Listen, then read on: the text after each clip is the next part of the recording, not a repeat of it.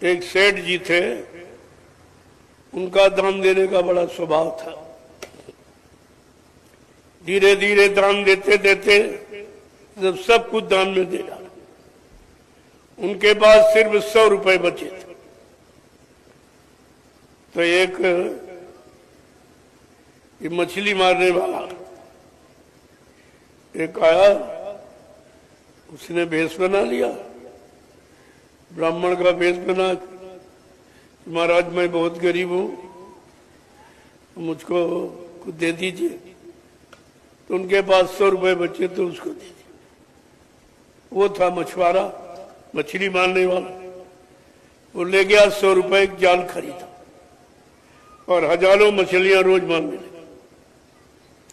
जब सेठ जी का सब कुछ खत्म हो गया तो उनकी पत्नी ने कहा, ऐसा करो कुछ पुण्य बेच लो तो घर गृहस्थी का काम चले, तो कुछ नहीं रहा।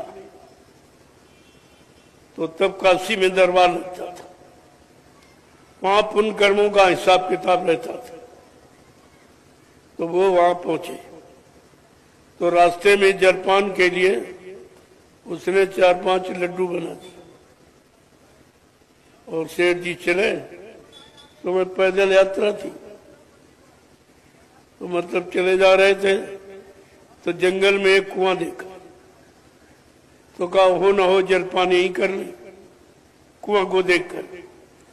तो जैसे पोटली खोली वो बैठ गए तो तब तक एक कुतिया आ गई अपने 5 बच्चों के साथ।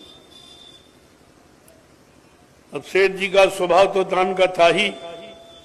उन्होंने देखा कि हमसे ज्यादा जरूरत इस कुतिया को, इसके 5 बच्चे।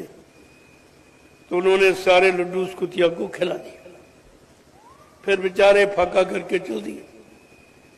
जब पहुंचे दरबार में तो मुनीम से कहा, अरे भाई मेरा धर्म का खाता देखिए, पुण्य का।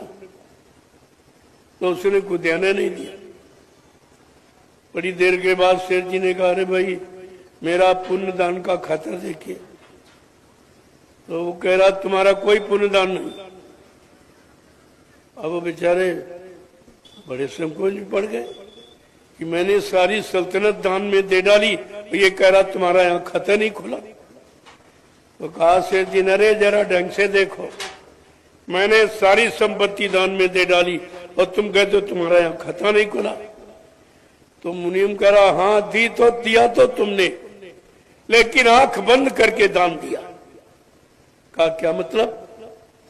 कहा जब आखिर में तुम्हारे पास 100 रुपए बचे थे, एक मछुआरा भेष बदल के आया और तुम्हारी आंखों ने पहचान नहीं पाया और तुमने उसको 100 रुपए दान में दे दिए।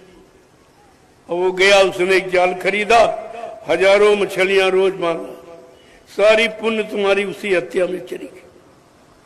हाँ अभी रास्ते में आप अन्न का दान करके आए हो, जो कुतिया को 5 लड्डू खिलाया, बस उतना तुम्हारा पुण्य है, चाहो तो ले लो। कहना नहीं खाता नहीं, खाली करूंगा।